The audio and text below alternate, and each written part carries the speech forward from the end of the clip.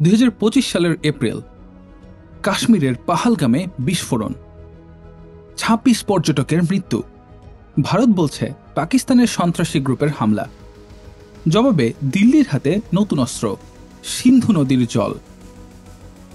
65 বছরের সিন্ধু জল চুক্তি বাতিলের ঘোষণা।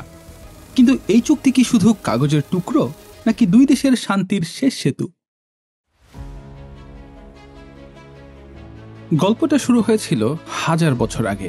তিব্বতের হিমবাহ থেকে জন্ম নেয়া সিন্ধু নদ বয়ে গেছে পাকিস্তানের মরুভূমি ঘেঁষে।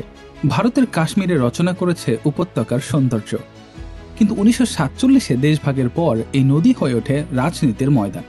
কেননা প্রশ্ন কেবল একটি নদীর নয়, চুক্তির কেন্দ্রবিন্দু এখানে 6টি নদী। নদীগুলোর উৎস ভারতে, প্রবাহ পাকিস্তানে। পশ্চিমাঞ্চলীয় সিন্ধু, ঝিলাম, চেনাব পাকিস্তানের। পূর্বাঞ্চলীয় রবি, বিপাশা বা বিয়াস, সুতলেজ ভারতের। 9 বছরের টানাপোড়েন শেষে বিশ্বব্যাংকের মধ্যস্থতায় এভাবে 1960 সালের 19 সেপ্টেম্বর স্বাক্ষরিত হয় ইতিহাসের সবচেয়ে স্থিতিশীল আন্তঃসীমান্ত চুক্তি। নেহরু আইয়ুব খানের হাত ধরে জন্ম নেয় জলবন্টনের এই মহাকাব্য। চুক্তির মূল উদ্দেশ্য ছিল দুই দেশের জন্য নদীর জল সর্বোচ্চ ও শান্তিপূর্ণভাবে ব্যবহার নিশ্চিত করা। চুক্তির মূল শর্তানুযায়ী পাকিস্তান পায় মোট পানির 80%। ভারতের নিয়ন্ত্রণে পূর্বাঞ্চলীয় নদী।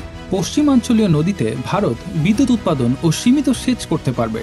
স্থায়ী ইন্দাস কমিশন গঠিত হয় বিরোধ নিষ্পত্তির জন্য, এবং সালিসি ক্ষমতা বিশ্বব্যাংকের হাতে।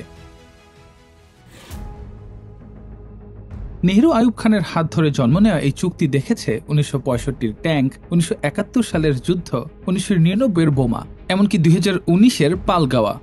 সবকিছুর পরও চুক্তি ছিল অক্ষত। কেননা সিন্ধু জলচুক্তির 26টি ধারা, 12টি অ্যানেক্সের প্রতিটি শব্দে লুকিয়ে আছে কোটি মানুষের বেঁচে থাকার স্বপ্ন।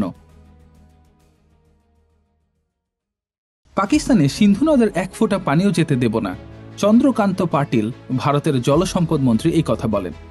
ভারত কর্তৃক গৃহীত সিদ্ধান্তের প্রভাব: পাকিস্তানের 80% কৃষি জমি ধ্বংস, 25% বিদ্যুৎ উৎপাদন বন্ধ। পাকিস্তান এই আসন্ন বিপদ মোকাবেলায় ভারতকে প্রতিউত্তর দেওয়ার চেষ্টা করবে। শুরু হবে এক নতুন সংকটকালের। পাকিস্তানের বিদ্যুৎ মন্ত্রী আওয়াইস লেখারি লেখেন, বেপরোয়াভাবে ভারতের সিন্ধু পানি চুক্তি স্থগিত পানি যুদ্ধের সামিল। এটি একটি কাপুরুষোচিত অবৈধ পদক্ষেপ। 65 বছরে 112টি বৈঠক, 65 কোটি মানুষের প্রাণের দলিল। এই চুক্তি কি এবার মরুভূমির বালিতে হারিয়ে যাবে, নাকি নতুন করে জ্বলবে শান্তির মশাল, নাকি ক্রোধের আগুনে পুড়ে যাবে দুই জাতির স্বপ্ন?